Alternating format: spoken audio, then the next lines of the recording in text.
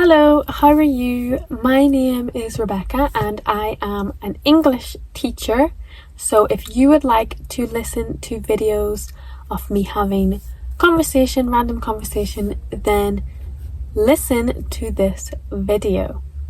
Usually I do conversation from the first person, so I'm talking about myself. So I would say, I did this or I am going to do this. But today I thought I would talk about someone else's life. Two of my friends. I'm going to talk about two of my friends. So then I'm using he and she. Okay. So then you're listening to a video with different verb tenses. So if you would like to listen to verb tenses with I, then watch my other videos. But today I'm going to talk about someone else. So you're going to hear verbs with he and she. Okay, so let's get started. So these two people I'm going to talk about are my two friends. Okay, one of them is called Sarah. She's a girl, so I'm going to be using she. And the other one is called John. So John is he. Sarah and John. So let's get started.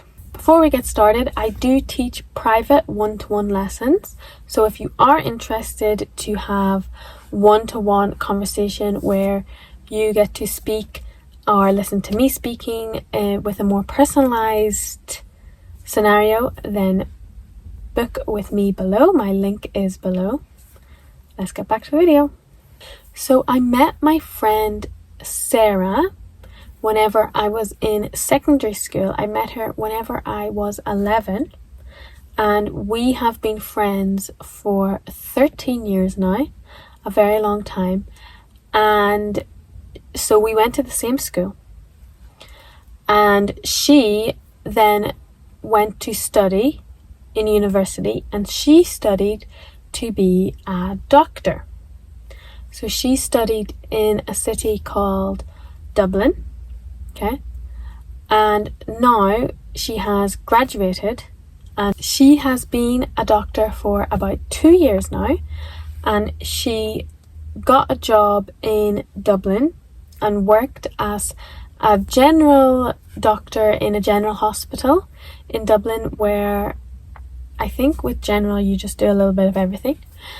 And then after her year in Dublin, she decided that she wanted to do something different. So she moved to Australia. So it's very common for a lot of doctors, especially in Ireland, to do a few years abroad in Australia, because in Australia the doctors are paid a lot more than in Ireland or the UK, and there's a better way of living. I think in Australia, you know, the weather is better, the money is better. So a lot of people move over, and also there's not as many jobs in Ireland. There's more jobs.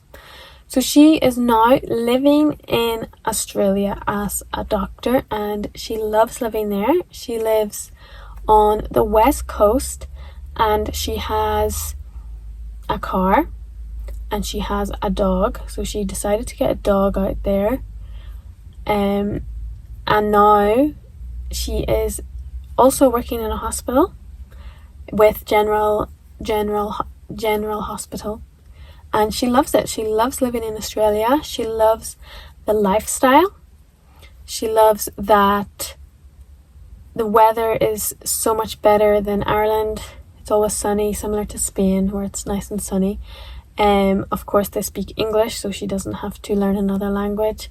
And a lot of Irish people move out to Australia, so she has made loads of friends. There's like a big Irish community, so she has made lots of friends there. She's even met her boyfriend there, so she has a boyfriend out there.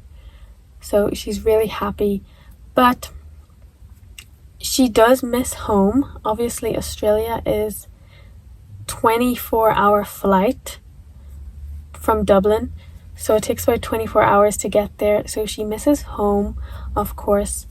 And we also miss her. Her friends miss her, and her family miss her. And then usually if you go to Australia, you don't come home for Christmas. So she won't come home for Christmas because the flights are so expensive. So she's just going to spend Christmas out there. It will be a very different Christmas because obviously it's not winter, it's summer.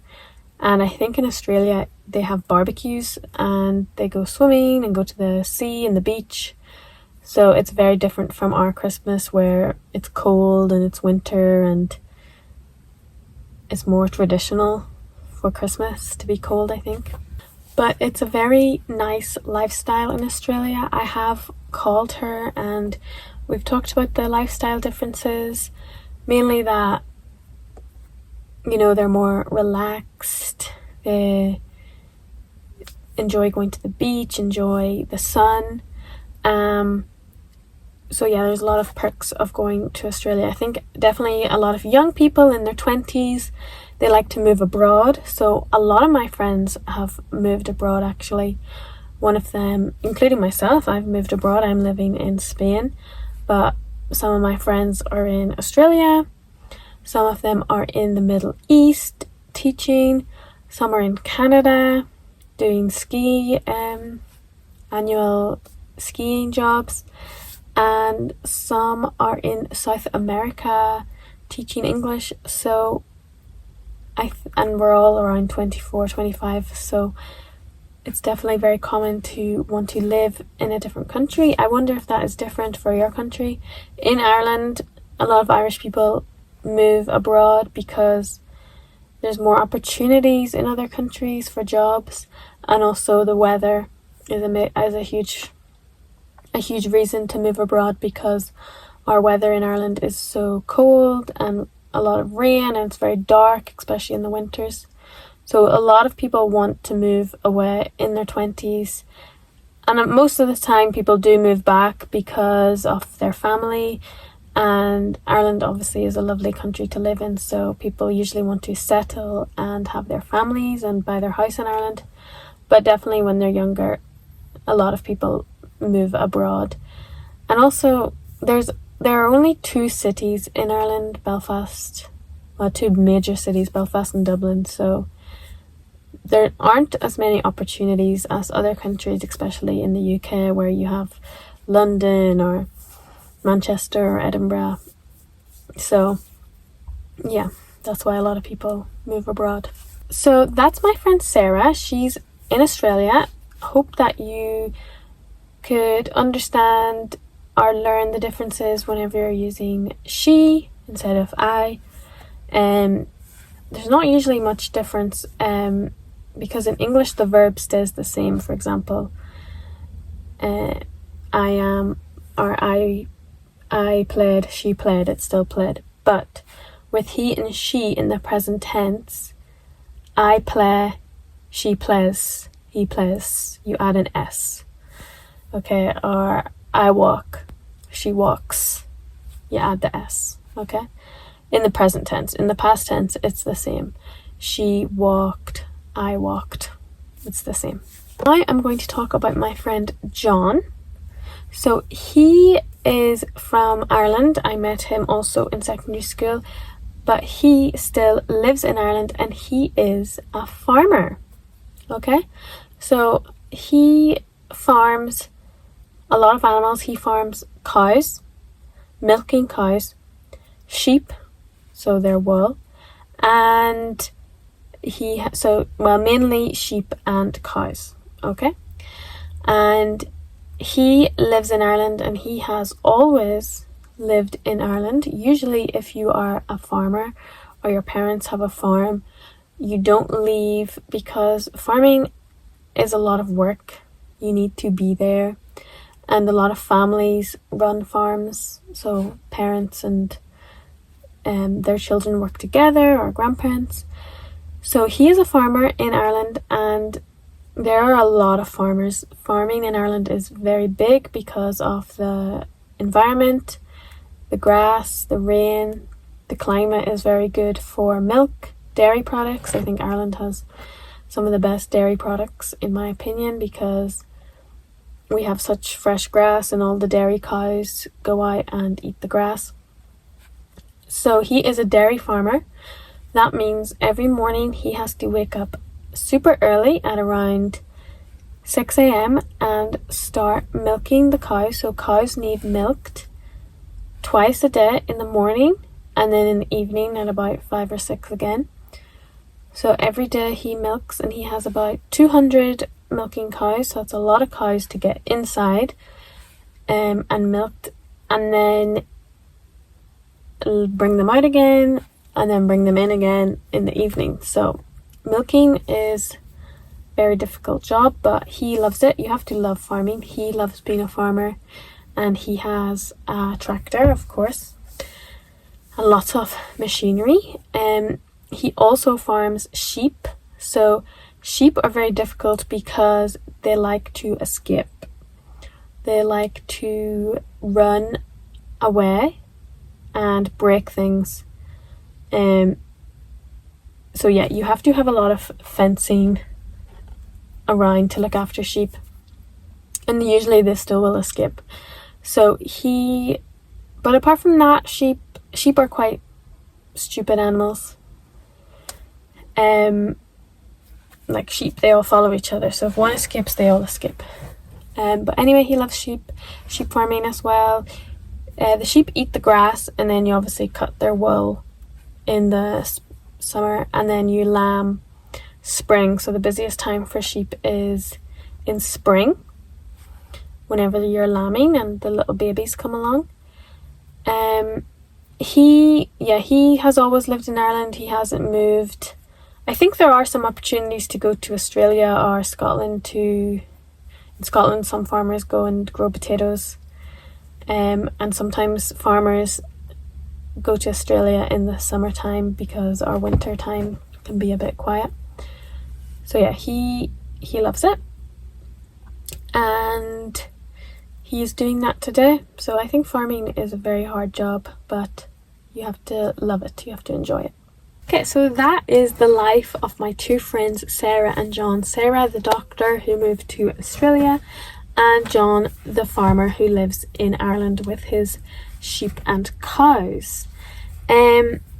I did this on my other video, a book review, so I'm going to do a book review of what I read this week.